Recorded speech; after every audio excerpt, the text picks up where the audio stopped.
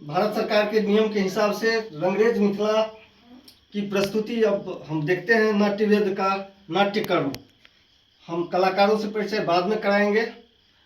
ये जो कार्यक्रम है वो भारत रंग महोत्सव, जो अभी जन रंग महोत्सव चल रहा है, उसके समापन के अवसर पर कल 16 फरवरी को 12 बजे के बाद भारत सरकार ने एक योजना के अनुरूप कल इसको विश्व रिकॉर्ड बनाने की एक पहल की है। उसमें ये रंगरेज मिथिला का यह प्रस्तुति देखिए अब प्रस्तुत होने जा रहा है, नाट्य वेद का नाट्यकर्म।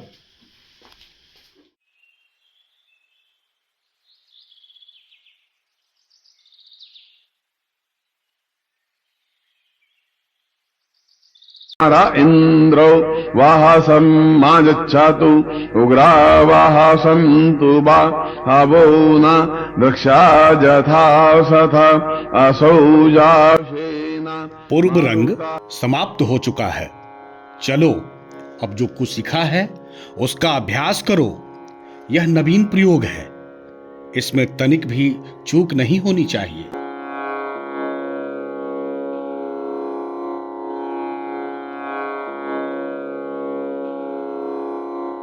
प्रणाम स्वीकार करें मुनिवर। सदा स्नेही बने रहें। कहे ऋषिगण, किस प्रयोजन से आना हुआ? हे मुनिवर, जब से आपने नाट्य शास्त्र की रचना की है, हमारे हृदय में कई प्रकार के प्रश्न उठ रहे हैं। हम उसी के उत्तर के लिए आपके पास आए हैं। पूछें, संकोच ना करें। गुरुदेव, नाट्य शास्त्र की उत्पत्ति कैसे हुई? इसका उद्देश्य क्या है? आपने बहुत अच्छा प्रश्न किया। यह प्रश्न केवल नाटक को नहीं बल्कि जीवन के सार को समझने का माध्यम है। जब त्रेता युग में मनुष्य काम और लोभ से वशीभूत होकर अधर्म और संघर्ष की ओर बढ़ने लगा, तब इंद्र ने ब्रह्मा जी से प्रार्थना की कि कोई ऐसा माध्यम हो जिसमें देखना और सुनना एक साथ हो, जिससे मनुष्य धर्म, अर्थ और मोक्ष के मार्ग पर लौट सके। लेकिन गुरुदेव, वेद तो ज्ञान के भंडार हैं, उसमें जगत का रहस्य छिपा है। वेद अपने आप में इस उद्देश्य की पूर्ति के लिए पर्याप्त थे, फिर ये नया वेद क्यों? इसलिए कि वह समस्त जन के लिए सुलभ हो, सामान्य जन को नाटक के माध्यम से शिक्षा के मार्ग पर, धर्म के मार्ग पर ले जाया जा सके। इसी मंगल उद्देश्य के साथ ब्रह्मा जी ने चारों वेदों के तत्व को मिलाकर नाट्य वेद की रचना की है। चारों वेदों के तत्व वे क्या है गुरुदेव?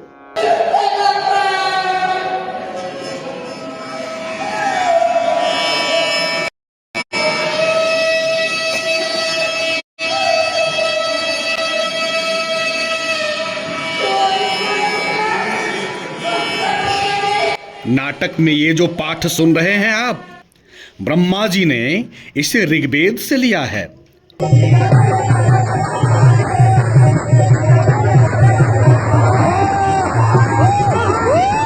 इस सुंदर गान का आधार सामवेद है। यजुर्वेद से अभिनय और अथर्ववेद से रस लिया गया है।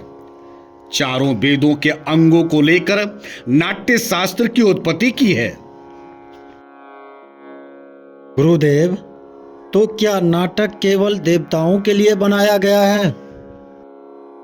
नहीं, यही प्रश्न दानवों ने ब्रह्मा के सामने रखा था।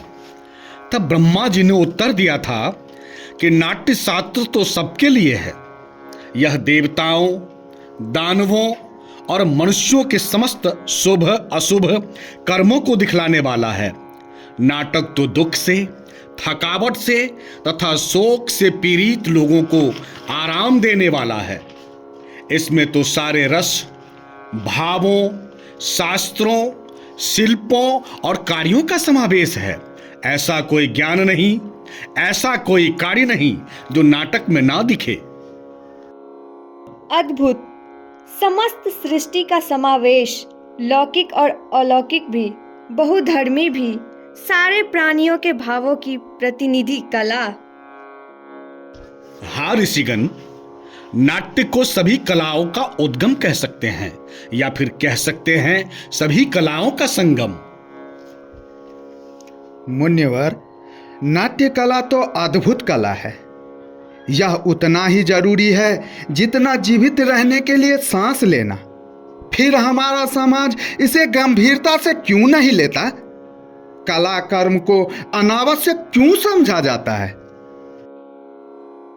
हम तो कलाकार हैं, नीति के नियंता नहीं।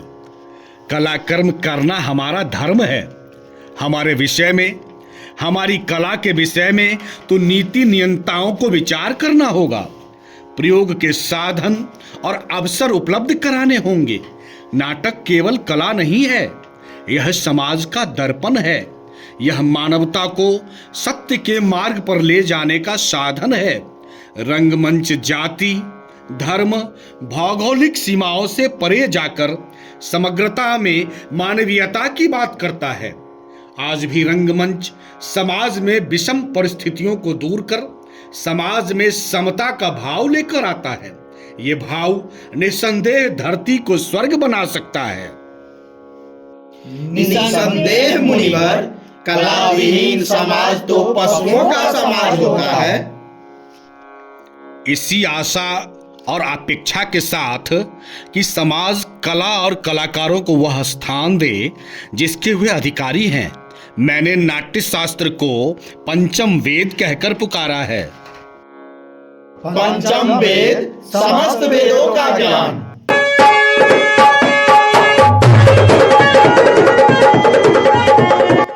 ऋषिगण, मेरे रंगकर्मी पुत्र आपके स्वागत के लिए अपनी प्रस्तुति तैयार कर आपकी प्रतीक्षा कर रहे हैं। चलिए, चलकर नाटक का आनंद लीजिए। वृद्धि हो इस राष्ट्र की आशा सभी की पूर्ण हो। सृष्टि व आनंद की जग में सदा संपूर्ण हो। धरती सदा फूले भले, ऊपर विमल आकाश हो। सज्जन रहे निर्भय सदा, वो दुर्जनों